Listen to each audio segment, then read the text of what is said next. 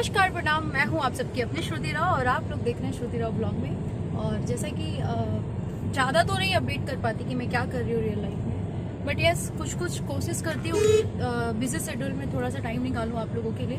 And finally मैं भी बनारस के रोड पे हूँ और मैं जा रही हूँ अपने नेक्स्ट शूट के लिए बलिया, जो कि आप लोग जानते हैं बलिया से क्या मेरा कनेक्शन है। बट यस साथ में अभी चंदन है और हमारे बलिया के ही जाने माने लाइक बलिया के ही हैं, हमारे अपने ही देखा जाए तो अपने घर के ही हैं। तो हेलो करो आप विवेक, हेलो करो।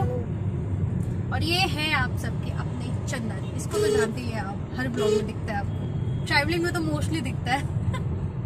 तो फाइनली अभी हम लोग पहुंच चुके हैं बनारस। अभी दिल्ली से बनारस आ चुकी हूँ मैं और अब मैं बलिया जा रही हूँ और इंजॉय कर रही हूँ अपने ट्रैवलिंग को।